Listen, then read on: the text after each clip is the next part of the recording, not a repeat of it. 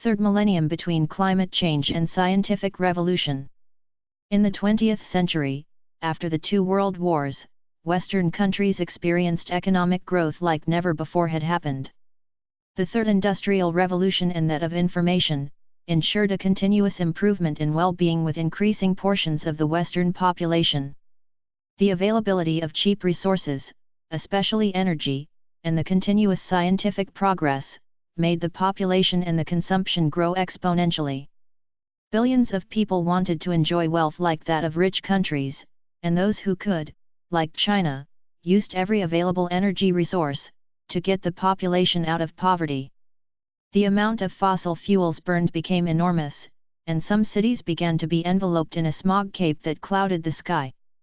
The enormous consumption of fossil fuels, with the relative emissions of carbon dioxide, were accused of being the main culprits of climate change, even if it was the total impact of man, with the deforestation, the intensive breeding, the drying up of the swamps and overbuilding, to affect the climate. Climate change seemed to proceed much faster than in the past, with the aggravating circumstance that, in a densely populated world, any extreme weather event would have caused enormous economic losses and victims.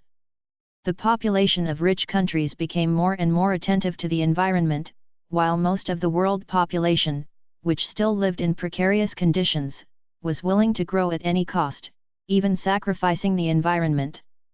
At the beginning of the 21st century, the world's resources, which until then had seemed infinite, began to run out, forcing man to dig underground, at ever greater depths. The rich countries began to recycle, but unfortunately, to recycle there was a need to consume energy, which often, the resources reintroduced into the market, did not compensate, not to mention the fact that only a part of the waste could be recycled, and for a limited number of times. Moral of the story, it was understood that to do something, anything, it was necessary to have so much energy available, that renewable sources seemed unable to guarantee, not to mention their unpredictability in production, due to atmospheric phenomena, wind for wind energy, sunny days for photovoltaics, rain or water in general for hydroelectric power, etc. A world population of about 8 billion people was intent on achieving well-being at all costs, but the available energy sources, both fossil and renewable, were not sufficient. It was thought that research and innovation in every sector could lower energy consumption, thus, incandescent bulbs were replaced by low-consumption bulbs, which, in turn, were replaced by the most innovative LED bulbs. Unfortunately, this strategy had the beneficial effect of improving the well-being of people, but it did not reduce global consumption, as it only shifted such consumption from one sector to another. In the 21st century, humanity realized that the entire human society was in danger. In the absence of scientific discoveries that could solve the world energy problem, alternatives were beginning to be hypothesized, which almost all included a drastic reduction in the world population, reduction that seemed to be impossible in a painless way, given the speed with which it had to happen. To prevent the situation from evolving dramatically, the priority was to find a method to produce the energy needed for global demand.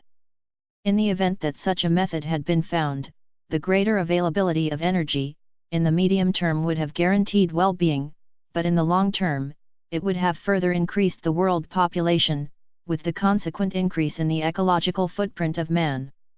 Subsequently, the problem would have re-emerged, aggravated by a greater world population. The Earth's resources would have been insufficient and the priority would have shifted to finding new resources outside planet Earth, but to do this, it was necessary for scientific knowledge to take another step forward. The situation of scientific knowledge was not the best. The pillars of science were the relativity of Einstein and quantum mechanics. Unfortunately, both theories were conceptually wrong. Most of the laws invented in the 20th century misinterpreted reality, and a century from their introduction was not enough to overcome the theoretical block in which we arrived. Going into the details of scientific knowledge, we will see how reality was misrepresented. The shift towards red, of electromagnetic radiations emitted by the celestial bodies, was interpreted by Hubble in 1929, as a removal of the aforementioned bodies, and described it with a law that bears his name. Since almost all the celestial bodies had the radiation shifted towards red, it was deduced that the universe was expanding. From this wrong law, the Big Bang theory and dark energy was born. The first affirmed that the universe was born of a great explosion and was still expanding. The second, it was thought to be the cause of expansion. In reality, the red shift was due only to the normal loss of energy that a radiation has when it spreads in space. This energy loss was proportional to the frequency of the radiation. This radiation, losing energy, moved towards the red and in the meantime reduced the energy lost for the same space traveled. Thus, the Big Bang had never happened, dark energy did not exist as the universe was not expanding, and the universe was much older than what was believed. Einstein's general relativity stated that the force of gravity was nothing more than a curvature of space-time. Unfortunately for us, Einstein made a theory of not knowing anything about space and time, let alone gravity. Einstein supposed that space and time were tied together, so that we could consider the universe made up of space-time and therefore 4 dimensions. Instead, time was not a dimension, but was only a magnitude derived from space and evolution, represented by the speed of light. The universe was constantly changing at the speed of light, the speed with which elementary particles moved. Since space is the speed of light, both of which are in agreement, both positive or negative, it turned out that time is always positive, we cannot go back into the past, and flows constantly throughout the universe, independently from the relative speed of the various bodies. The physicists had already realized that Einstein's relativity generated paradoxes that should have refuted it, but since there was no alternative theory, it was preferred to use this wrong theory rather than admit that it had none satisfactory. Both Newton and Einstein were wrong when they thought that the force of gravity was exercised only between masses, or energy equivalent to a given mass. The reality was the opposite. The force of gravity was exercised between 2 entities of energy, regardless of whether they were in the form of radiation or mass. The energy dispersed by an electromagnetic radiation when it propagated in space is actually composed of gravitons, which transmit the force of gravity. An electromagnetic radiation that passes near a large mass, curves its trajectory, not because the space is curved, but because the gravitons emitted by both approach them.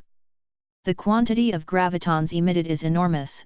Consider that only one electron emits over 1,000 billion billions of packets per second.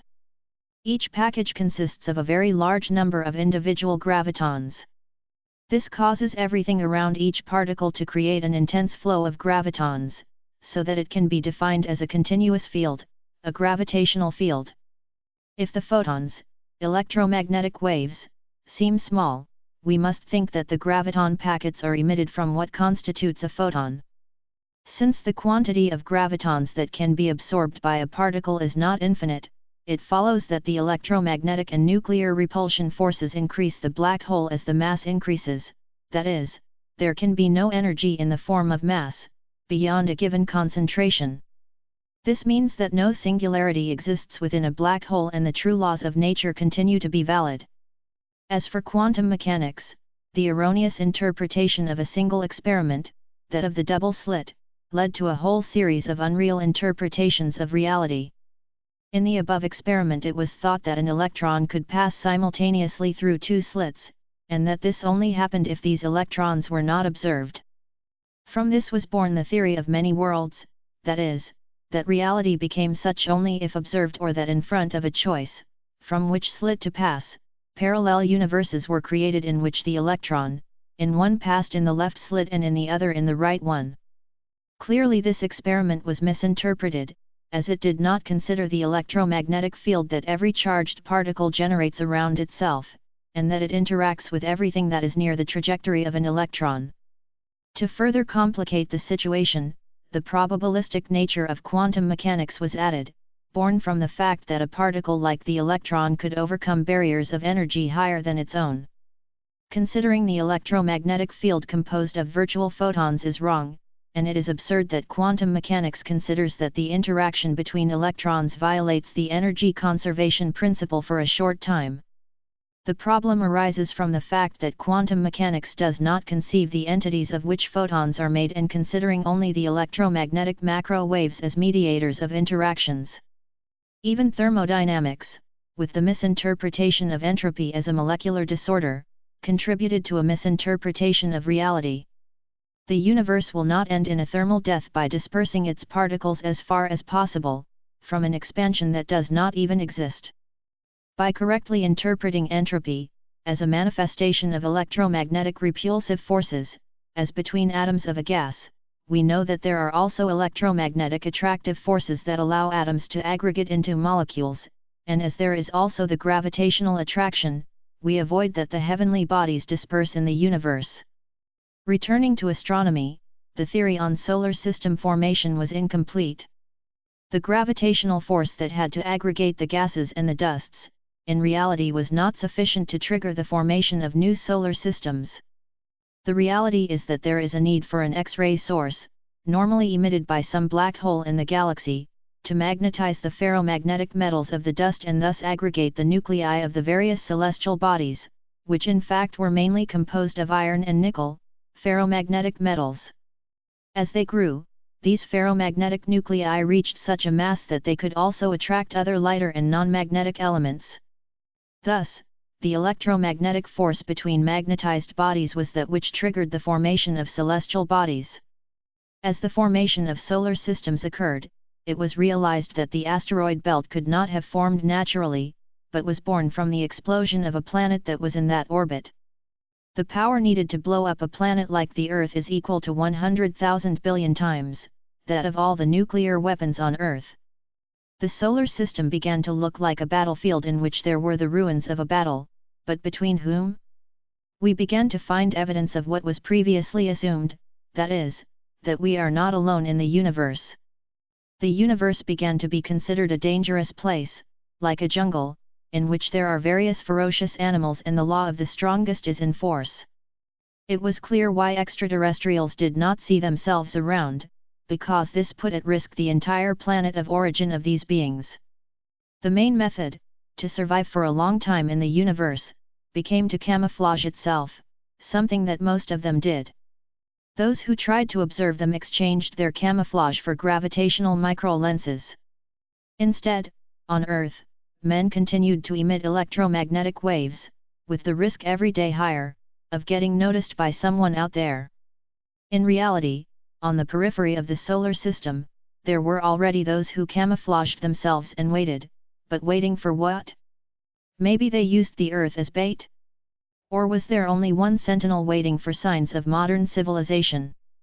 As we have seen, climate change and the problem of how to produce the necessary energy for the world's energy needs were only the first problems to overcome. Others far more dangerous were there, just beyond the horizon. This is why humanity had only one way to go, one that led it to continuous scientific progress, which had to protect it from the challenges that would be met in the future.